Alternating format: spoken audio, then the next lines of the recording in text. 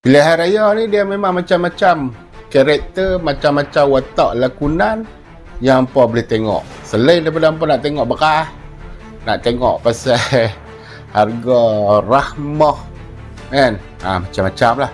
Tu dari segi konsep pilihan raya. Selain tu pula hampa boleh tengok lakonan yang terbaru. Salah satunya ni babak-babak filem yang baru lah. Lepas tu hampa ingat lagi tu apa nama Teresa Kok nak saman Dr. Akmal Saleh selaku ketua pemuda. Berapa? 25 juta. Lepas tu orang tua tu kata apa? Kita lawan di mahkamah. Lah ni bicara di mahkamah mana? Soalan lah kan. Hak yang Datuk Seri Ismail Sabri daripada hampa tu sendiri dah kena panggil siasat habis semua lah kan. Yang isu 25 juta kata nak lawan, nak saman tu, bila 25 juta ni bukan duit rupiah, duit Malaysia. Banyak. Kalau rumah harga sejuta boleh beli 25 biji tu.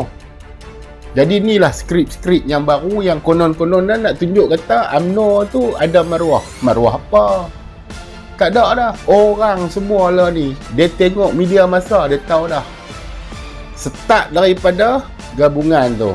Dan Dr. Akmal Saleh, hang jangan lupa isu pasal PAS berkawan dengan DAP ni, Mak Sabu ada kata agree to disagree. Disebabkan PAS tu dia tak agree dengan apa yang DAP minta, jadi PAS bagi kata putih, hang keluar ke aku keluar. Dan PKR nakkan DAP, so PAS keluar. Lah ni kami nak tanya, untuk hang jawab di ayat kuning nanti ni, beda hang pi bercakap dalam ceramah-ceramah hang. Lah ni hak yang permintaan DAP tu hampa setuju ke? Sampai kan orang kata apa, 10 syarat yang hampa letak. Hampa masuk dalam parlimen pun, menteri-menteri yang ada pun tak tahan pun apa dia yang hampa duk kata tu. Bahasa Melayu lah, apa semualah. Ni apa Anthony Loke umum dalam Kongres DAP saja, apa yang nak buat dalam negara ni. Apa dengan negara ni pak dia punya. Hang buat apa? Sil mulut. Lepas tu nanti nak buat tajuk apa pula? Saman berapa ratus juta pula. Orang dah boring dah dengan gambar.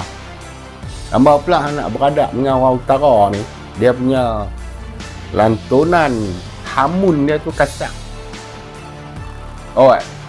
Bulan puasa tak boleh kata lah, menegakkan benda yang betul. Apa masalah? Tak batal puasa aku kan? Kalau batal puasa boleh qada, hang kalau apa? Lah ni hang jawab Zat, 25 juta tu bila nak lawan, mahkamah mana? Hampa ni berlakon lah, tak ada benda lain, kerja apa berlakon.